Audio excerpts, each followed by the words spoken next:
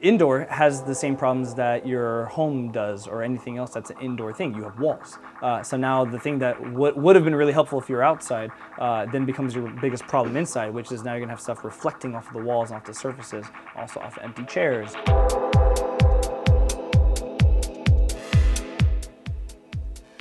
Almost Dr. Castro. I have a question for you.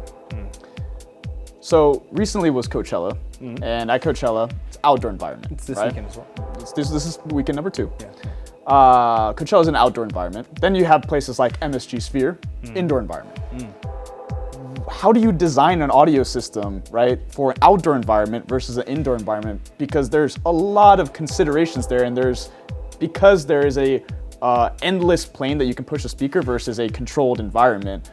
How would you even go about designing that? Yeah, we can talk very high level. I mean, high level. Let's put it this way.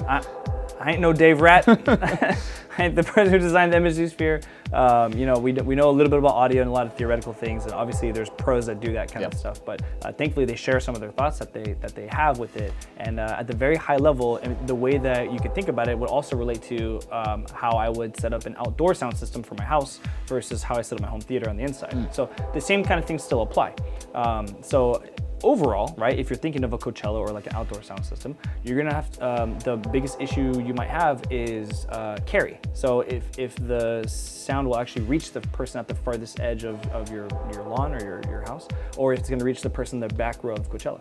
So there's 2 ways to go about that. One is you can have mega speakers and just shoot as hard as you can, but because of the way that sound waves propagate, you're gonna the frequencies don't actually move quite at the same rate. So you'll actually have this kind of mismatch where if you think of dance music, like the kick is gonna kind of get there a little bit later than the high frequencies, the click of it. So you're gonna end up with something that's gonna sound like to the back row, because the high frequency is such a small wavelength that it's like a laser and it shoots all the way across, directly in, to all the way to the end. And then the lower frequency wave is going to kind of get gummed up a little bit by people and absorbed, and it's going to be a little slower. So the way they combat that is by putting arrays. So they put one at the front of the stage and then one kind of halfway to the very end of it. And then what they do is that they delay these. So by the time that the front sound gets to that point, then this one then triggers and then it hits the back of it together. So you don't have to be necessarily as loud or as big or anything like that, but they come together so it spreads it. And I saw recently a video from the gentleman who designed Coachella's audio system that like there's a reason why they're also stacking up the linear array straight up because of the impact and how it's pushing out the audio, because you can't go this way because of the outdoor environment. Can you explain that a little bit more? Yeah, or I think the other thing he was mentioning was like you also can't block the screens too, so you're kind of limited on what you can do. And thankfully the L acoustic speakers that are using it have such a great dispersion rate, and the man's a master at designing sound systems, and he's been doing Coachella for years at this point. So there's definitely no one better to be able to look towards than Mr. Rat. But yeah, putting speakers straight forward versus curving them to the side are going to cause some phasing issues at different spots. Certain speaker companies have a way to be able to compensate that with the way that they design the horn. Ultimately the same physical issues still exist though. That people are going to absorb some frequencies in front of them. So you either have to have enough force to overcome the fact that there's people there, and then you also have to have enough high frequency power shooting to the last person at the back of the row, but also shooting down at the front of it and making sure that they both get the same experience at the same time, so that way the entire crowd can jump at the same time instead of running the wave down. Okay, so those are considerations for outdoor. How about indoor? MSG Sphere, indoor arenas. Yeah, got a whole slew of different problems now. Right. How do you go about that? Yeah. Indoor has the same problems that your home does or anything else that's an indoor thing. You have walls. So now the thing that would have been really helpful if you're outside then becomes your biggest problem inside, which is now you're gonna have stuff reflecting off of the walls and off the surfaces, also off empty chairs, and causing unintended reflections back into it, or possibly causing feedback. So you need to then consider, all right, if we're gonna have enough power on the inside, we don't need to maybe throw as much as we need to, but we do need to cover as much as we need to. And that's the reason why sometimes if you go to a concert inside of an arena, it kind of looks like grapes, the array.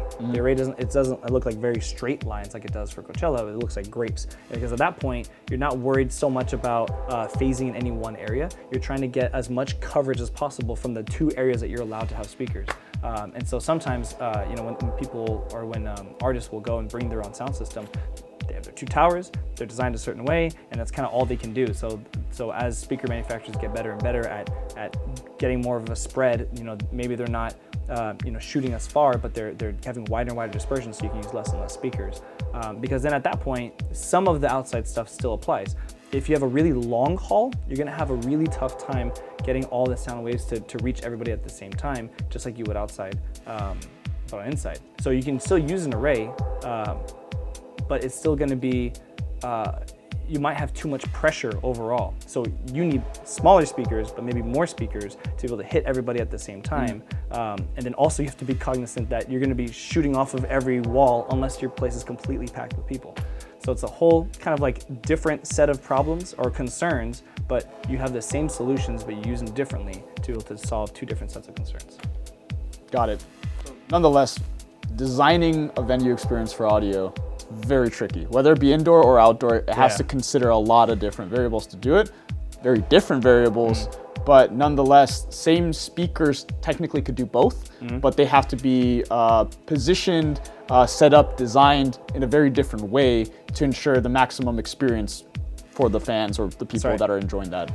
Take your home theater, right? You're not trying to have a home theater for like 400 people, and that's why you can have your kind of small home theater and it sounds really good for you. But if you go to a larger theater, having more people in the same area and trying to have the same speakers, it's a different type of experience. It's a little less intimate and it sounds more dispersed because it's trying to give areas of stuff to individual channels.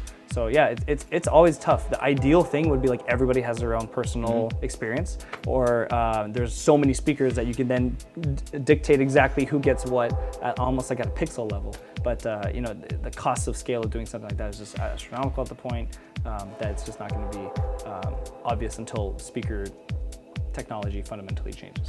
Got it. Well, appreciate you breaking that down. Yeah, not an expert.